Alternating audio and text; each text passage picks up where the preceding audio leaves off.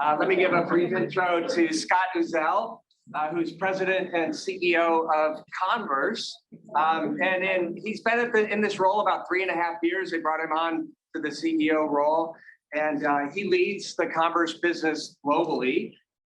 He's recently overseen the company's successful return to the basketball category after about a 10-year hiatus.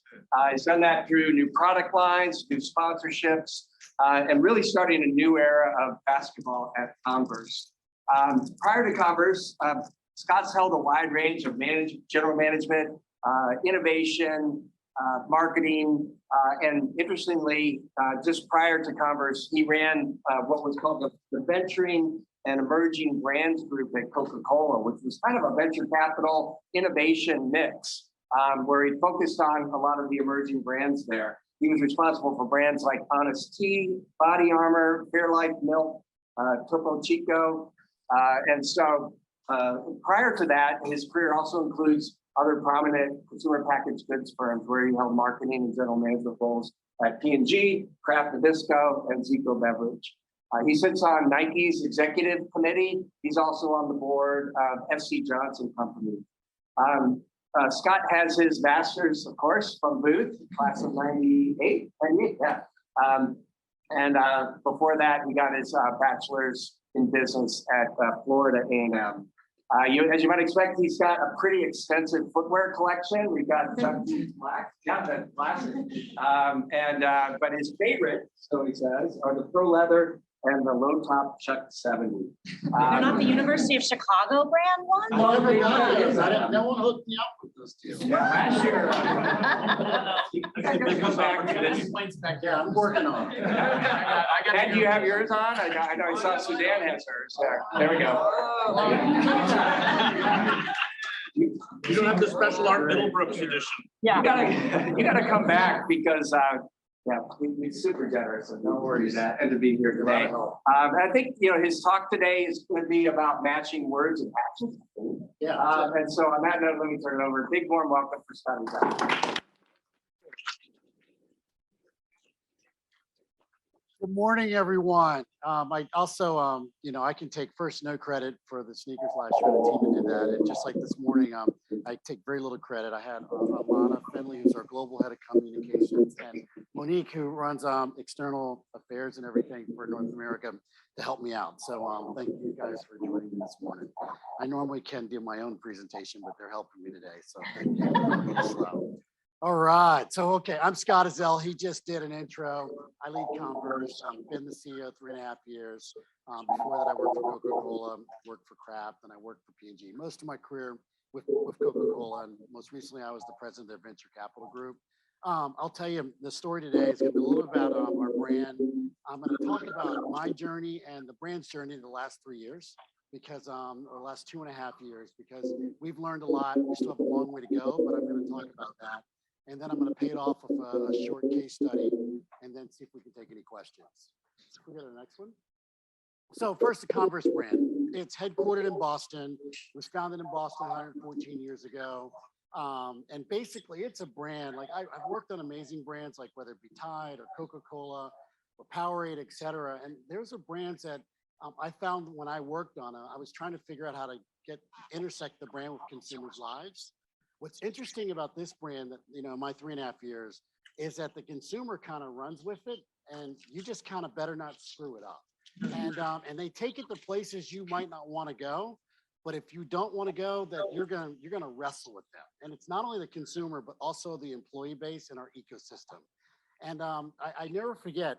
I'm getting like my people hate because they've got a script here and I'm not following it. But I never forget. Like I got my CEO title, and I'm 18 months in job, and I'm basically supposed to be able to make all the decisions.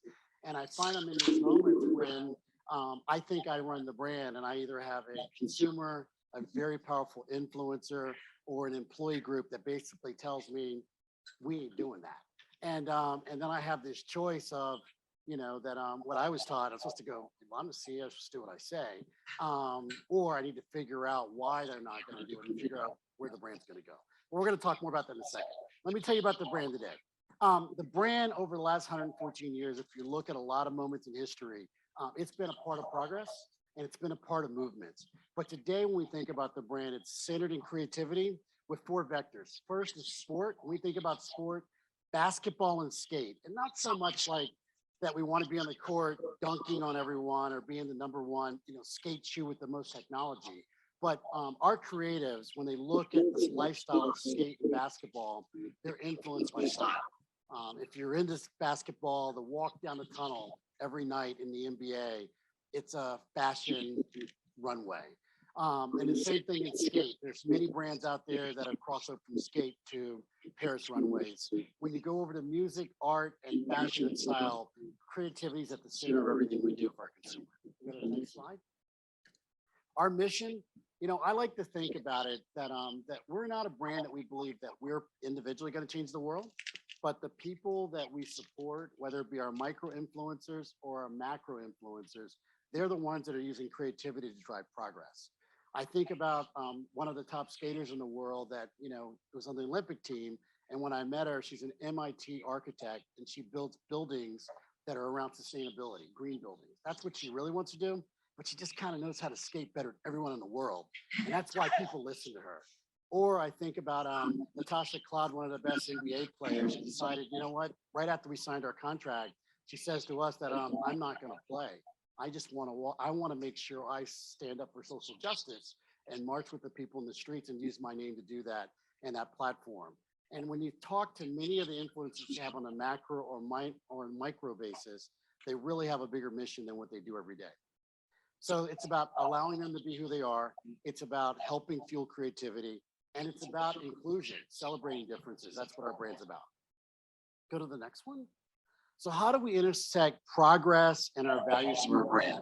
And I'm going to give you kind of an algorithm or a qualitative rubrics that we use. And it's so interesting for me is that I had a ton of learning and development for 20 years up until 3 years ago.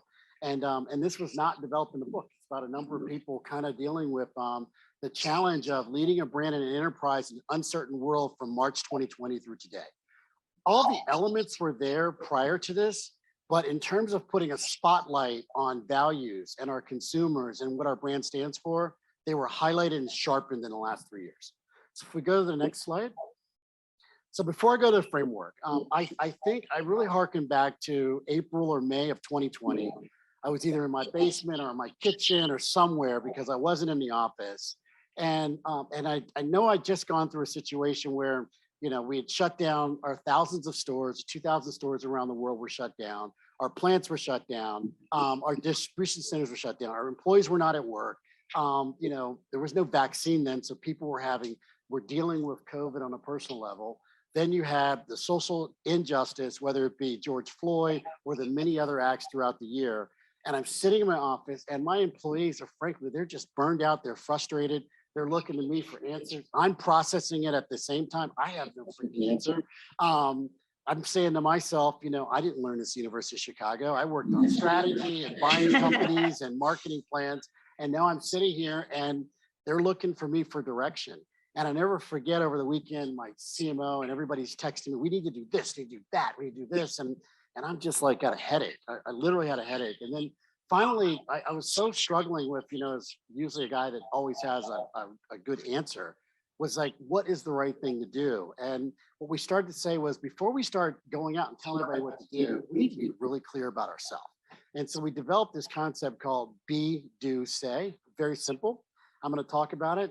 Let's make sure we know what we want to be in our house first. Let's make sure we're doing it and doing it well. And then only then do we start talking about it.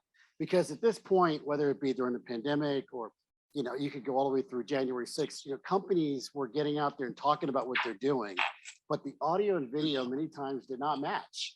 And I'm not going to say the CEO or the leadership team didn't want it to match, but it was aspirational. And the importance about be, do, say is that if you're being it and doing it when the spotlight's not there, when it's time to say it, you can be authentic. And I'm also going to put forth the thesis that if you're being and doing it well, you're actually building a resilient brand with a culture that's authentic to the brand you're trying to deliver. And it's not easy because it's something you're investing in every day that you get no credit for, but it pays off in the long run. So let's talk about it. First, B. B to us, I think about in 2020 was before we acted, really asking ourselves, what are the values of Converse and what are the values we espouse to our consumer base they expect from us? And when you look at our marketing, it's everything from, pride inclusion to gender equity to social justice, you name it, voter rights. But then when you got inside the building, you just say like, I'm not sure that we were matching all that in the way we operate every day. Let me be clear. I work for amazing companies. We were far more progressive than my amazing companies in the past, but we were not in a place where if you walked around for video that I would just be, come in, open door, we're ready to go. And so we just said, we need to make sure we're putting the right things in place to make sure we're driving the culture inside that matches what we're talking about on the ground on the outside.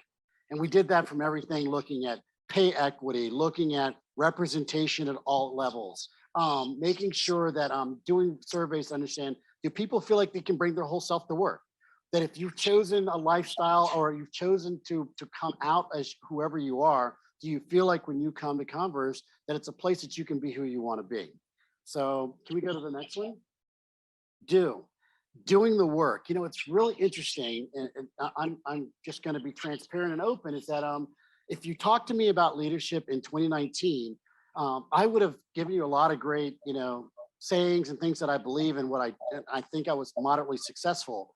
But really what I would tell you is that I was leading 75% of my population in my whole career. 75% of the people, whatever that standard of, what a great corporate athlete was, I was pretty decent at leading them. The 25% that didn't fit in there, then their goal should be to figure out how to be the 75%. It wasn't about me learning why that 25% that were different for whatever reason did not engage. And what that drove was a behavior of the 75%, for whatever reason, helped me get the amazing results. The 25% gave me 70% of themselves, but then they kept the other part like separate from work. And we never got the full picture.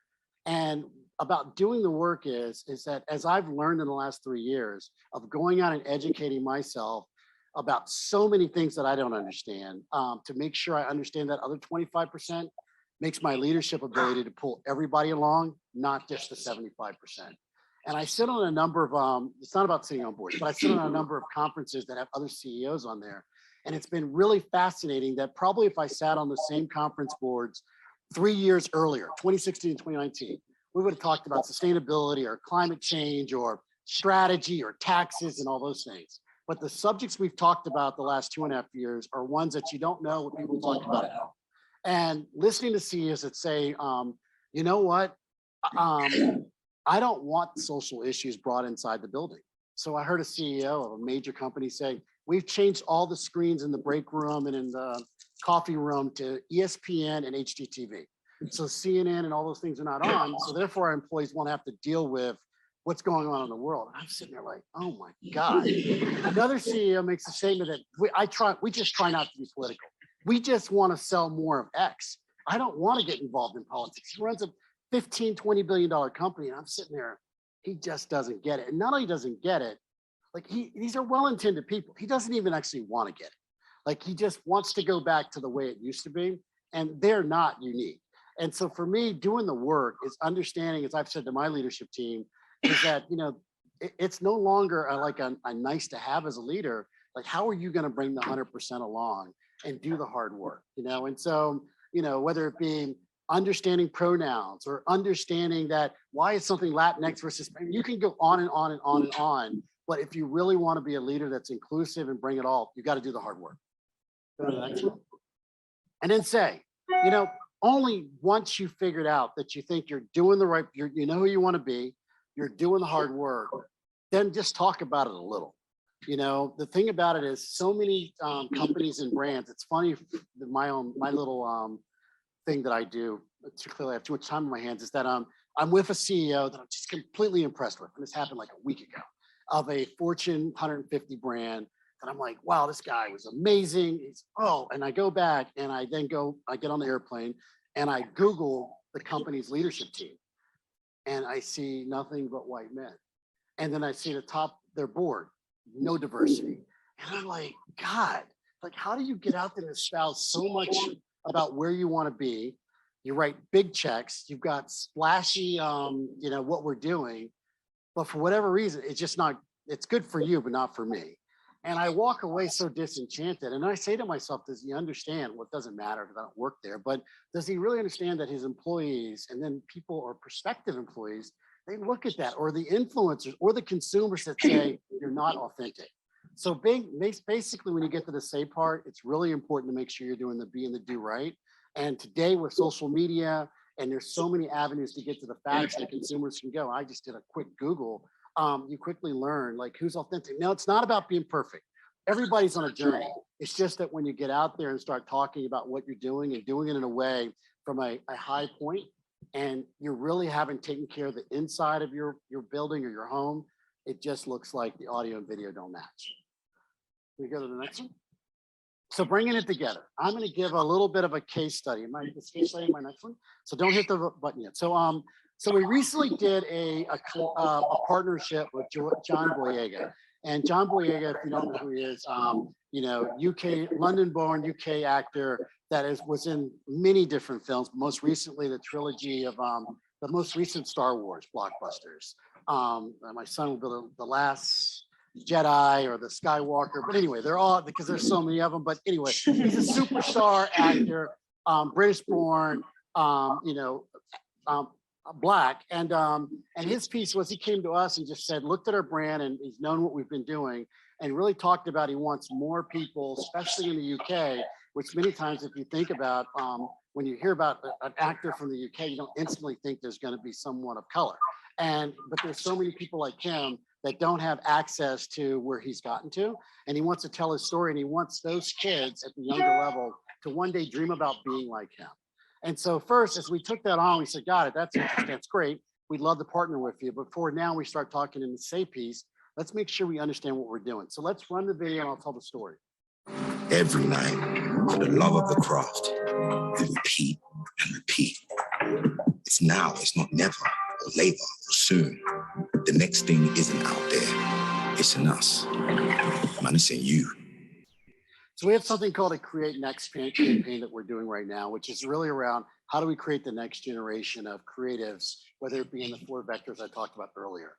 But specifically against John Boyega that I just talked about, the be do say for us before we get out there with John, because he does have such a big footprint, let's continue to look at like, what do we need to do better inside our house, whether it's pay equity or where we're investing our funds, are we sort of supporting the community and pride, where have we been on the right issues? Are we doing the hard work? So for us, putting things in place to say, if we want more female creatives and designers in our business, like how are we creating that more than just going to college campuses? Like, I've been with CS and we're doing the best we can.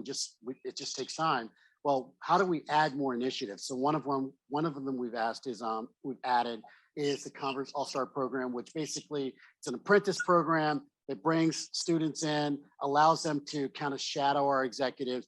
And after 6 months, we basically hire some. Or the WIN program. What's amazing with the WNBA is you got these amazing female athletes that have been killing it. They went to amazing universities, but their counterparts in the NBA make 80 million.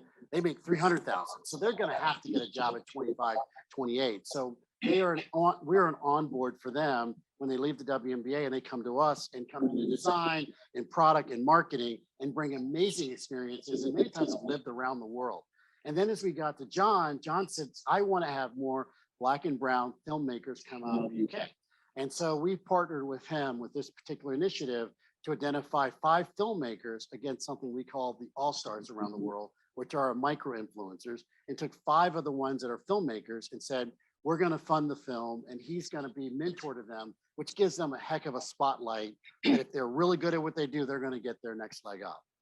So what is next after that?